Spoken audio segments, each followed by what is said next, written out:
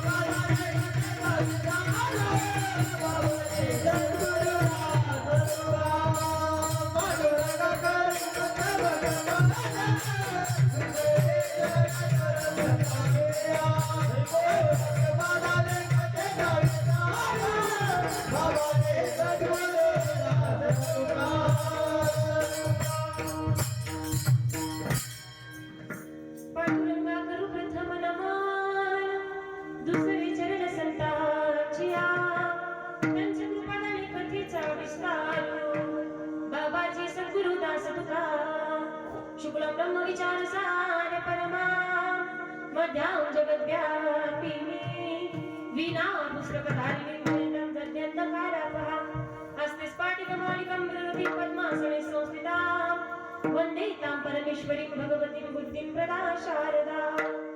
ओम नमो जियात्या वेद प्रतिपाद्या जय जय स्वसंवेद्या आत्मरूपा देवा तुझी गणेशो सकलात्मती प्रकाशो मळे निवृत्तिदास अवधारी जोजी सच्चिदानंद रूपाय विश्वोत्पत्त्यादि हेतवे तापत्रय विनाशाय श्रीकृष्णाय वयं नमः।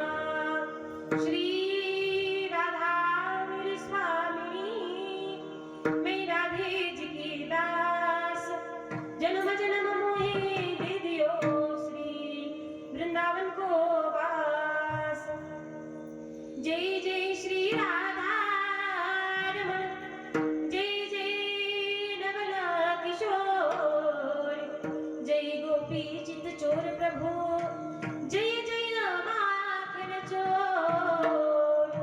सर्व मंगल्य मांगल्ये शिवे सर्वार्थ साधिके शरण्ये त्र्यंबके गौरी नारायणे नमोस्तुते नारायणे नमोस्तुते नारायणे नमोस्तुते। दत्त माझी माता दत्त माझा पिता बहीण बंधू चुलता दत्त माझा दत्त माझे गुरु दत्त माझे दातारू उदरी बैल पारू भव नदीचा चले आओ जी पवन कुमार हमारे हरि कीर्तन में चले आओ जी पवन हमारे हरि कीर्तन में चले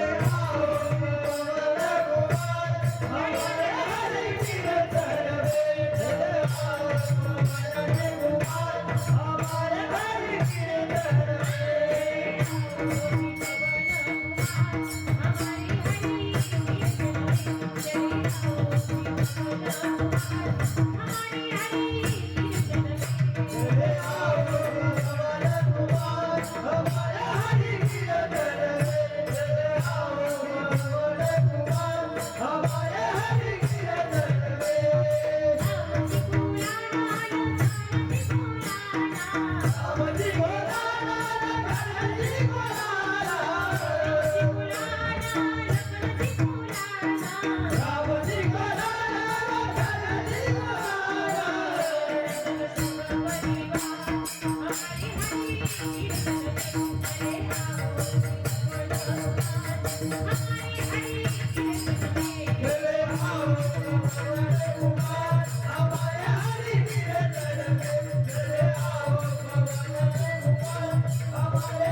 कीर्तन में जटाटवी ज्वलज्वल प्रवाह पावितस्थले गलीवलं निलम्बिताम्बुजं तुङ्गमालिका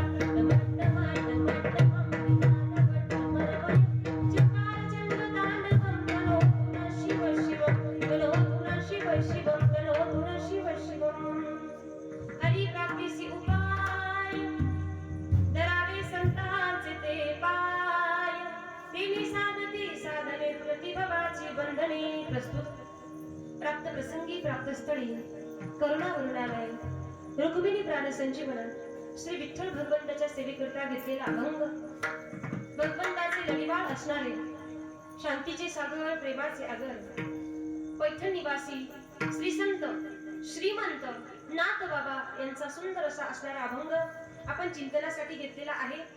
अभंग असा आहे, हरीला प्राप्त करायचं असेल तर त्या हरीला प्राप्त करण्याचं साधन नाथबाबा या अभंगाच्या माध्यमातून सांगतात. संतांना शरण गेल्याशिवाय, गुरूंना शरण गेल्याशिवाय तुम्हाला भगवंताची प्राप्ती होऊच शकत नाही. भगवंताची प्राप्ती करण्यासाठी जे जे साधनं लागतात त्या साधनांचा प्रतिपाद्य विषय असणारा अभंग आजचा आहे. अभंगाला सुरुवात करण्या अगोदर अल्पसा परिहार द्यायचं म्हणजे असा, पवित्र नाम पवित्र आपल्या या गोबापूर गावामध्ये या ठिकाणी एक दिवसीय स्वर्गीय सद्गुरुदेव भगवान पंडितानंदजी महाराजांच्या या ठिकाणी पुण्यतिथी निमित्ताने या ठिकाणी आज एक दिवसाचा कीर्तन महोत्सव आयोजित केलेला आहे. कीर्तनाचे दाते जे आहे ते संपूर्ण ग्रामस्थ आणि बाबांचे सगळे शिष्य परिवार असेल यांच्या माध्यमातून, त्याचप्रमाणे आमचे सुरेश तात्या यांच्या माध्यमातून आपलं गाव इथून जाण्या येण्याचा अनेकदा प्रसंग आला. आई भगवतीच्या दर्शनासाठी नेहमी आम्ही येत असतो. भगवतीच्या दर्शनासाठी जात असताना इथून अनेक वेळा गेलो, पण आज या भगवान दत्तात्रेयांच्या प्रांगणामध्ये सुंदर दरबारामध्ये आज तुम्हा सर्वांचं दर्शन घडलं तात्यांमुळे. असो, या ठिकाणी स्वर्गीय सद्गुरुदेव भगवान केरोबा महाराजांचे शिष्य म्हणजे स्वर्गीय पंडितानंदजी महाराज, त्याचप्रमाणे या ठिकाणी त्यांचे शिष्य शामराव महाराज, त्याचप्रमाणे त्यांचे शिष्य रामदास महाराज, त्याचप्रमाणे लक्ष्मण महाराज या ठिकाणी ही समस्त या ठिकाणी गुरु शिष्य परंपरा या ठिकाणी उपस्थित आहेत. मला आनंद वाटला की खरंच गुरुविषयी भाव मनामध्ये असावा, गुरूंची भक्ती तरी कशी करावी हे तुम्हाकडून शिकावं मायबाप. आनंद वाटला इथे आल्यानंतर. त्याचप्रमाणे या ठिकाणी ब्रह्मचारी असणारे अर्जुननाथजी महाराज ज्यांचं या ठिकाणी मंदिरासाठी फार मोठं योगदान आहे. बाबांच्या चरणावर विनम्र अभिवादन, दंडवत प्रणाम बाबाजी. त्याचप्रमाणे बघा, बाबा असताना सद्गुरुदेव भगवान पंडितानंदजी बाबा असताना या ठिकाणी मंदिराचं काम तेव्हा अपूर्ण होतं का? अपूर्ण होतं, पण तरी सुद्धा गुरूंविषयी एवढी मनामध्ये निष्ठा असावी शिष्याच्या की गुरु गेल्यानंतर सुद्धा बघा, गुरु जे आहेत ते फक्त शरीर रूपाने जात असतात, पण ते सूक्ष्म रूपाने आपल्या शिष्यांच्या सोबत असतात. त्यांचा आशीर्वाद कायमस्वरूपी आपल्या सोबत असतो. म्हणून त्या गुरुजींची इच्छा पूर्ण व्हावी म्हणून या ठिकाणी भगवान दत्तात्रेयांचं सुंदर असं मंदिर या ठिकाणी समस्त ग्रामस्थांनी, गोबापूर वासियांनी, त्याचप्रमाणे पंचक्रोशीतील सर्व भाविक भक्तांनी या ठिकाणी हे मंदिर उभारलं. फार आनंद वाटतो. माय मंदिर म्हणजे काय? मंदिर या शब्दाचा अर्थ तरी समजून घ्या. थोडा आवाज द्या ना. मंदिर शब्दाचा अर्थ समजून घ्या. म म्हणजे मांगल्यता, दी म्हणजे दिव्यता आणि र म्हणजे रम्यता. मांगल्यता, दिव्यता आणि रम्यता एका ठिकाणी येऊन प्रस्थापित होतात ना, त्याला मंदिर असे म्हणतात. आणि ते मंदिर बांधणं काही सोपं नाहीये. जो व्यक्ती आपल्या धनातला थोडा तरी हिस्सा, 10वा हिस्सा धर्माला दान करतो, या मंदिराला दान करतो, त्या व्यक्तीच्या कितीतरी पिढ्या उद्धरून जातात असं म्हटलेलं आहे. म्हणून ऐका, त्याचप्रमाणे या ठिकाणी मंदिरास महत्वाचं म्हणजे बघा, जे देवाने आपल्याला दिलंय तेच आपण देवाला देणार आहोत.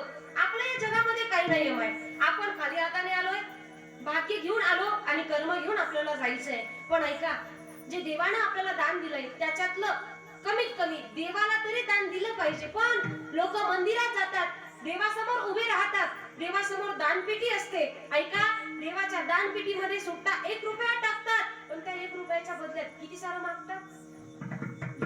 1च रुपये टाकतात बाबा, पण करोड रुपयाची संपत्ती देवाकडून मागतात. तर या गावामध्ये मला आनंद वाटतो या बाबांचं नाव घेत असताना, नामदेव बाबा गवळी यांच्या माध्यमातून यांनी ही जागा भगवंताच्या मंदिरासाठी दान दिली. एकदा टाळी वाजवा जोरदार. कौतुक करावं तितकं कमी आहे तुमच्या गावाचं.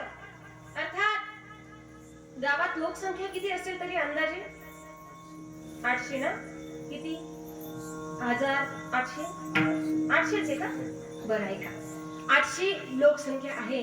त्यापैकी तुम्ही जे उपस्थित आहात ना, हे तुम्ही उपस्थित का आहात माहितीये? तुमची इच्छा होती म्हणून तुम्ही उपस्थित नाहीयेत. तर सद्गुरुदेव, तुमचे जे गुरुदेव भगवान आहेत आपले सर्वांचे, त्या गुरुदेवांच्या मनामध्ये इच्छा होती की माझ्या या भक्ताने माझ्या दरबारात येऊन हे कीर्तन श्रवण करावं, म्हणून तुम्ही इथे उपस्थित आहेत. त्यांनी बोलवलंय म्हणून तुम्ही इथे आलात. जिंदगी में सपने तो हर कोई सजाता है, लेकिन भगवान हर किसी का सपना पूरा नहीं करता. जिंदगी में सपने तो हर कोई सजाता है, लेकिन भगवान हर किसी का सपना पूरा नहीं करता. इस हरि कीर्तन में मेरे दत्त भगवान के आंगन में, दरबार में तो हर कोई आना चाहता है, लेकिन आता तो वही है जिसे हमारे भगवान बुलाते हैं, जिसे हमारे भगवान बुलाते हैं. तोच व्यक्ती इथे येईल ज्याला भगवंताने बोलवलंय. सहजासहजी तुम्ही इथे आलात नाही ना. बाबांची मोठी कृपा आहे. बाबांनी तळागाळातल्या व्यक्तीला देव समजावून सांगितला भगवान काय असतो. खरं तर तुम्हाला सांगेन, आपण सामान्य माणसं असताना आपल्याला देव माहित नसतो. फक्त मंदिरात दिसणारी मूर्ती आपल्याला कळते, पण खरा देव जो आहे तो आपल्याला समजत नाही. तो खरा असणारा देव केव्हा कळतो माहितीये? ज्या वेळेला आपण गुरु जीवनामध्ये करतो, गुरु दीक्षा घेतो, त्या दिवशी देव काय आहे हे कळल्याशिवाय राहत नाही. कारण विश्वमाऊली ज्ञानोबा आहे, ज्ञानेश्वरी मध्ये वर्णन करतात, गुरु तेथे ज्ञान, ज्ञानी आत्मदर्शन, दर्शनी समाधान अति जैसे. गुरु आहे तिथे ज्ञान होतं, आणि ज्ञान आहे तिथे आत्मदर्शन होतं, आणि आत्मदर्शन झालं की माणसाचं समाधान होतं. विठ्ठल विठ्ठल.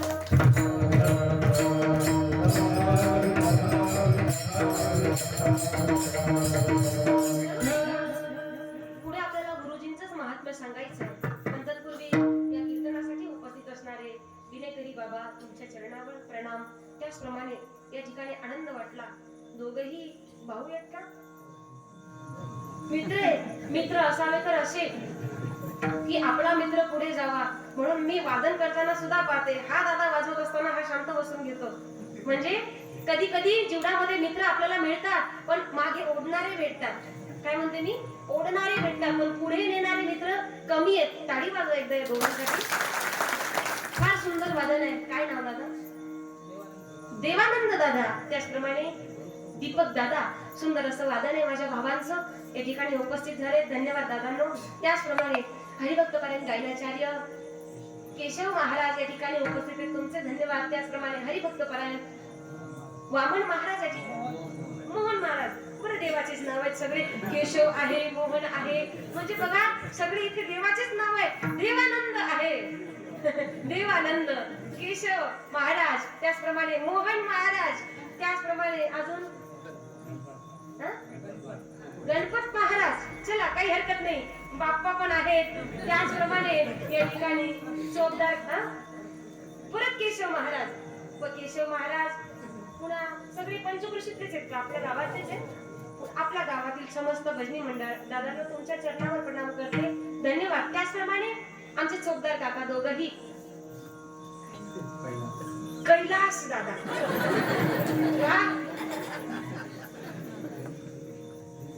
दिनकर महाराज, धन्यवाद तुमचे. बघा, नाव असावी तर अशी असावी, नाव सुद्धा असावी तर अशी असावी. आज आपण ग्रामीण भागात आहोत म्हणून आपल्याला अशी नावं आज ऐकायला मिळतात. नाहीतर तुम्ही वेगळ्या गावांना किंवा सिटीमध्ये सुशिक्षित भागात जाल ना, अशी नावं आपल्याला ऐकायला मिळत नाही. बघा, नावावर फार महत्व आहे. अजामिळ भागवतामध्ये कथा आहे, अजामिळ अत्यंत पापी होता, कुकर्मी होता, पापी होता, पण मुलाचं नाव संतांच्या सांगण्यावरून नारायण ठेवलं. काय ठेवलं? नारायण. संत महात्म्यांनी सांगितलं, तू पापी आहे ना, जीवनात पाप झालंय, पण आमची एक गोष्ट आहे, तुझ्या मुलाचं नाव नारायण ठेव. आणि नारायण नाव ठेवल्यानंतर तो अजामिळ शेवटच्या क्षण जवळ आला, मृत्यूक्षणी पडलेला आहे. आणि त्या क्षणाला आपल्या मुलाला आवाज देतो. देवाला दिला का त्याने आवाज? मुलाला म्हणतो नारायण. काय म्हणतो? नारायण. कोणाला म्हटला? मुलाला म्हटला. आपल्या मुलाला आवाज दिला. पण तो पापी असताना सुद्धा त्याला यमाचे दूध घेण्यासाठी आले, पण यमाचे आणि देवाचे पण सेवक तिथे दोघ जण एकत्र आले. देवाचे सेवक म्हणतात याच्यावर अधिकार यमदूतांचा नाहीये, याच्यावर अधिकार देवाच्या भक्तांचा आहे, देवाचा आहे. त्यावेळेला ते यमाचे जे होते ना ते सेवक, त्यावेळेला त्यांच्यात आणि यांच्यात वाद चालू झाला.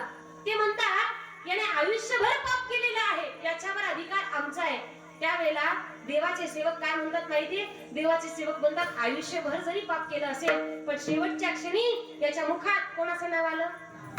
कोणाचं? नारायण. आता नारायण याने देवाला आवाज दिला की मुलाला आवाज दिला?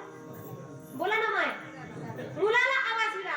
आवाज मुलाला दिला पण नाव काय होतं? नारायण. तशी इथे इतके गोडगोड नावं आहेत. या सगळ्यांची नावं उद्धार करणारे नावं आहेत. म्हणजे आपल्या नावात देवाचं नाव असावं, अर्थात काहीतरी तात्पर्य अर्थ असावा त्या नावाचा. म्हणून समस्त उपस्थित आहेत सर्वांच्या चरणावर प्रणाम. भक्तिमती माता एवं पुरुष हा भाग फार प्रेमळ आहे. प्रेम पाहिजे तर खरंच तुमच्याकडे यावं. गेल्यानंतर जिथे भोजन केलं आम्ही त्या आजीमा इतक्या प्रेमानं आम्हाला वाढत होत्या. खरोखर सुरेश तात्यांनी मला इकडे आणलं. अर्थात शेवडीपाडा असेल तिकडे कीर्तन होतात माझे. त्या भागामध्ये जेव्हा जावं ना ती माय माऊली इतकी प्रेमानं हाक मारते. तिच्या हाक मध्येच त्या ठिकाणी मन जिंकला जातं. माय असं वाटतं पुन्हा जाऊ ना इथून. ताई इतकं सुंदर आवाज देतात ते. ताई नाही म्हणत हो म्हणे ताई म्हणे हो असं म्हणतात ते. फार सुंदर, फार प्रेमळ आणि गोड स्वभाव. अर्थात मी तुम्हाला सांगू माय, खूप मोठ्या बंगल्यात गेलो ना, खूप श्रीमंताच्या घरी गेलो, तिथे गेल्यानंतर तुम्हाला थंडगार पाणी मिळेल, खायला पाहिजे ती पक्वान्न मिळतील. पण तिथे गेल्यानंतर जर प्रेम मिळत नसेल तर त्या सगळ्या गोष्टींना शून्य प्राधान्य आहे. पण गरीबाच्या झोपडीत गेल्यानंतर चटणी भाकर खा पण प्रेम जर मिळत असेल ना त्या प्रेमाला फार महत्व आहे. फार महत्व आहे. प्रेम महत्वाचं आहे. प्रेम असे ज्योत असे ज्योत जलाते चलो और प्रेम की गंगा बहाते चलो. बाबांनी काय केलं? आपल्याला गुरुवर्यांवर बोलायचं आहे. जे तुमचे गुरुवर्य आहेत पंडितानंदजी बाबा, त्यांची आज पुण्यतिथी आहे, द्वितीय पुण्यतिथी आहे. लक्षात पूर्वक ऐका. बाबांनी बघा, जो शिकलेला माणूस आहे, सुशिक्षित आहे, ज्याला देव कळतो, त्याला पुन्हा देव समजून सांगणं फार कठीण नाहीये. फार कठीण नाहीये. पण बाबांनी मला सांगितलं ज्यांना भक्तीतलं काही ज्ञान नाही, अर्थात ज्यांना कुठल्याही प्रकारचं ज्ञान नाही, अर्थात अज्ञानी ज्यांना म्हणतात, अशा अज्ञानी माणसाला सुद्धा, अर्थात माझ्यासारखे असतील, तुमच्यासारखे असतील, सगळ्या अज्ञानी माणसांना आम्हाला भगवंताचं ज्ञान दिलं, गुरु दीक्षा दिली आणि त्या भगवंताची वाट, त्या वाटेला आम्हाला लावलं ते गुरु आहेत. अर्थात गुरु बिना कोण बतावे वाट और बडा बिकट यम घाट. जो यमाचा घाट आहे ना, त्या यमाच्या घाटातून आम्हाला परत आणणारे आमचे गुरुजी आहेत. अर्थात मी जिथे अध्ययन केलेलं आहे वृंदावनला, त्या श्रीधाम वृंदावनातील माझे गुरुजी श्री बालाजी महाराज गुरुजी, माझे गुरुजी सांगतात भागवताचे जेव्हा आमचे पाठ व्हायचे त्यावेळेला गुरुजी भागवतामध्ये आम्हाला फार गोड श्लोक सांगायचे. चिंतामणी लोक सुखम सुरद्रुः स्वर्ग संपदम प्रयच्छति गुरु प्रीतो वैकुंठम योगी दुर्लभम. कळेल तुम्हाला? चिंतामणी लोक सुखम. चिंतामणी, चिंतामणी माहितीये? अर्थात कल्पवृक्ष माहितीये तुम्हाला? कल्पवृक्ष, जे कल्पवृक्ष आहे ना, त्या कल्पवृक्षाच्या झाडाखाली बसून तुम्ही मनात जी इच्छा मागाल ती तुमची इच्छा पूर्ण होते. एकदा एक व्यक्तीने काय केलं, कल्पवृक्षाच्या झाडाखाली बसला. उन्हाळ्याचे दिवस होते. उन्हाळ्याचे दिवस असताना कल्पवृक्षाखाली बसलेला असताना त्याला पाण्याची तहान लागली. त्याने विचार केला कल्पवृक्षाच्या झाडाखाली आहे, पाण्याची तहान लागली. पाण्याची तहान लागल्यानंतर मनातल्या मनात म्हणू लागला जर थंडगार पाणी मिळालं असतं किती बरं झालं असतं. पण ते कल्पवृक्षाचं झाड होतं. लगेच समोर पाणी हजर. पाणी हजर झाल्यानंतर माणसाची जी मनाची शांती असते ती पुन्हा पुन्हा शांत होते का? नाही. एक वस्तू भेटली की पुन्हा दुसरी भेटावी असं वाटत असते, तृष्णा वाढत जाते. त्यावेळेला त्या व्यक्तीने विचार केला, चला पाणी तर मिळालं पण आता पोटाला भोजन मिळालं असतं, चटणी भाकर मिळाली असती बरं झालं असतं. पंचपक्वानाचं ताट त्याच्या समोर उपस्थित झालं. जेवण केलं त्या माणसानं. आता जेवण केल्यानंतर शांत राहावं की नाही? अजिबात नाही. माणूस येतो, माणूस आहे, शांत राहा नाही. शांत राहिला नाही, विचार करू लागला. जेवण तर पंचपक्वान खाल्ले, झोप यायला लागली त्याला. आता गुंगी चढली आणि झोप येत असताना त्याला विचार केला इथे जर गादी आणि तकिया असता किती बरं झालं असतं. तितक्यात कॉट, पलंग आणि गाडीसहित उपस्थित झाला. तो व्यक्ती आता तिथे झोपावं ना, निवांत झोपला नाही. माय आता झोपत असताना, पडत असताना विचार केला, मी पाणी मागितलं, मला पाणी दिलं, जेवण मागितलं, जेवण भेटलं. झोपायला त्या ठिकाणी छोटस काहीतरी गोलपाट मिळालं असतं तरी चाललं असतं, पण गादी मिळाली. हे सगळं आलं कुठून? इथे भूत तर नसेल ना? भूत पण आलं आणि ते आल्यानंतर तो म्हणू लागला हे मला खाऊन तर नाही टाकणार ना? खाऊन पण टाकलं. विठ्ठल विठ्ठल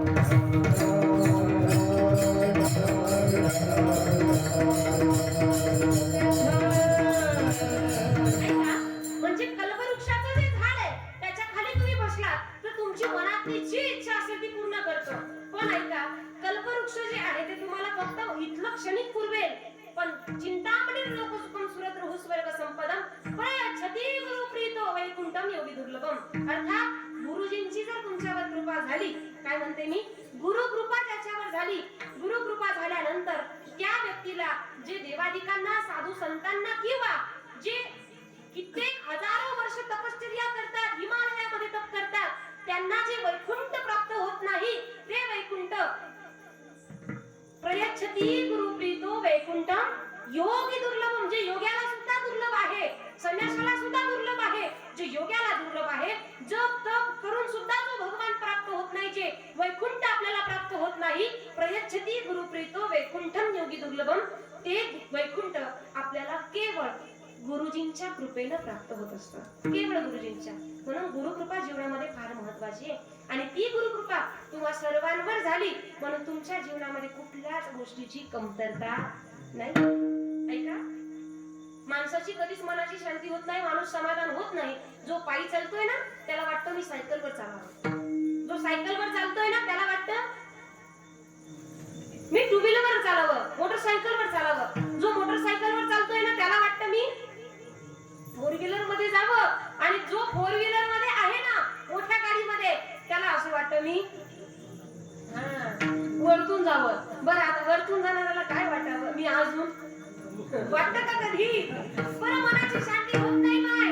ऐका, म्हणून गुरुजींची कृपा फार महत्वाची आहे. तेरी किस्मत का लिखा तुझसे कोई छीन नहीं सकता, तेरी किस्मत का लिखा तुझसे कोई छीन नहीं सकता, लेकिन अगर गुरु की कृपा हो जाए तो तुझे वो भी मिल जाता है जो तुझे कभी मिल नहीं सकता, जो तुझे कभी मिल नहीं सकता. जीवनात अति दुर्लभ गोष्ट असेल जी तुम्हाला वाटते की आता ही मिळणं अशक्य आहे, फार दुःखाने तुम्ही ग्रासून गेलेला असाल, त्यावेळेला फक्त गुरुजींच्या शरण जा. आणि गुरूंना शरण गेल्यानंतर त्या गुरुजींच्या सारखा त्या जगामध्ये, जगाच्या पाठीवर दयाळू कोणी नाहीये. अर्थात तुम्हाला जर विचारलं, अगोदर तुम्ही बघा, एक व्यक्ती होता, आता आमच्या त्या ठिकाणी वृंदावनात पाठ चालू असताना आम्ही विचारलं, गुरु मोठे आहेत की देव मोठे आहेत? बोला ना माय. आम्हाला हा प्रश्न विचारला होता. तुम्हाला काय वाटतं, गुरु मोठे की देव मोठे? हा, कसं काय? ऐका, आपण गुरु का करतो? देवाला प्राप्त करण्यासाठी, बरोबर? देवाला प्राप्त करण्यासाठी आपण गुरु करतो. मग गुरु जर देवाला प्राप्त करण्यासाठी आपण जीवनामध्ये करतोय, काही काही लोक म्हणतात गुरु करावे लागतात, गुरु करावे लागतात.